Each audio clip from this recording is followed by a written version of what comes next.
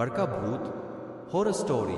यह कहानी मेरे एक अंकल की है जिनका एक बार एक तूफानी रात में एक बड़का भूत से सामना हुआ था।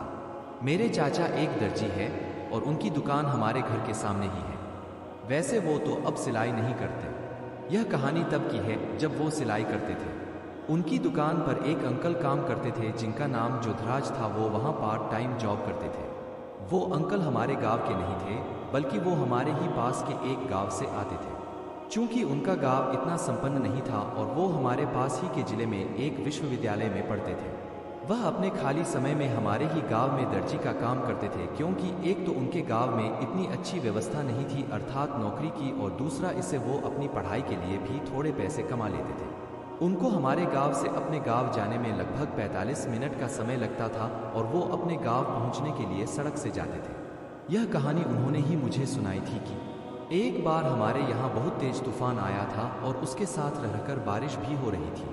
आसमान में बिजली भी कड़क रही थी। उस दिन तूफान थमने का नाम ही नहीं ले रहा था। चूंकि अंकल शाम के समय अपने घर जाते थे, पर उस दिन तूफान के कारण उन्होंने सोचा कि थोड़ी देर बाद जब यह शांत हो जाएगा तब अपने घर चला जाऊंगा, पर तूफान नहीं रुका। मेरे चाचा उनसे बोले कि जोधराज, आज यही रुक जा, तूफान बहुत तेज है। आज यही दुकान में सो जा, कल अपने घर चले जाना।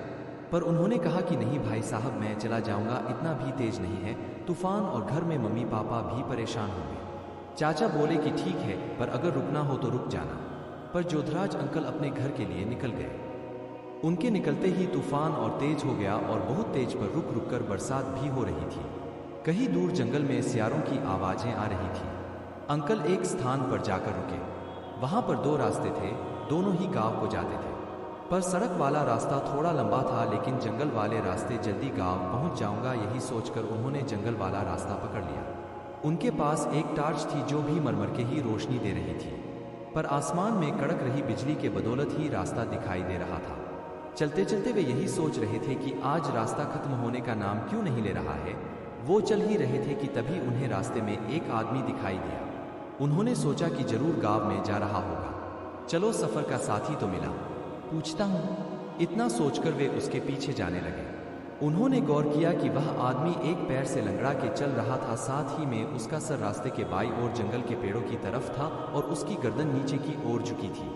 उसको एक विचित्र आदमी कहना ज्यादा अच्छा होगा, क्योंकि उसकी हरकतें किसी भी तरीके से सामान्य इंसान से नहीं मिल रही थी। यह सब अंकल ने उसके व्यवहार में पाया। अंकल उसके पीछे पीछे चल रहे थे और उसे कड़कती बिजली के माध्यम से ही समझ पा रहे थे। उन्हें जिज्ञासा हुई कि यह आखिर कौन है, शायद गांव से ही तो नहीं, चल के देखा जाए। उन्होंने अपनी टार्च चालू की ताकि उसका चेहरा देख सके। वे जैसे ही उसके पास गए और उससे पलटने को कहा, वैसे ही उनकी टार्च बंद हो गई और एकदम से बिजली कड़क उठी। बिजली की रोशनी में उन्होंने उसका चेहरा देखा और वे एकदम से दूर जा गिरे। उनका शरीर मानो लकवाग्रस्त हो गया हो। उन्होंने देखा कि अब तक जिसे वो गांव का ही कोई आदमी समझ रहे थे वो उनका भ्रम था, क्योंकि यह तो कुछ और ही था। उसकी आंखों की जगह दो बड़े बड़े छेद, मानो जैसे किसी ने दोनों आंखों को निकाल के बड़ा सा छेद कर दिया हो। उसका जबड़ा अपनी जगह से अलग होके एक तरफ लटक रहा था। उसमें से दांत साफ दिखाई दे रहे थे, पर दांत भी ऐसे थे कि काट ले तो सारा शरीर का मांस एक पल में निकाल दे। ये तो एक बड़का है, पर यह कैसे, यह सब तो बकवासें होती थी। पर धीरे धीरे वो उनकी तरफ ही बढ़ रहा था। हर पल बिजली कड़कती और वह और उनके पास आ रहा था। अंकल का हाल खराब था और उनकी जीभ हलक में अटक गई। वह एकदम जोर से आगे बढ़ता है और अंकल के बिल्कुल पास से आके गायब हो जाता है। अंकल थोड़ी देर बेसुध इधर उधर देखते रहे और थोड़ी देर बाद उठे और तेजी से अपने गांव की तरफ भागे। वो इतना तेज भागे कि अपने घर जाके रुके और हाफते हाफते ही बेहोश हो गए। सुबह जब उनकी आंख खुली तो वे एकदम से चीखे, बड़का बड़का बड़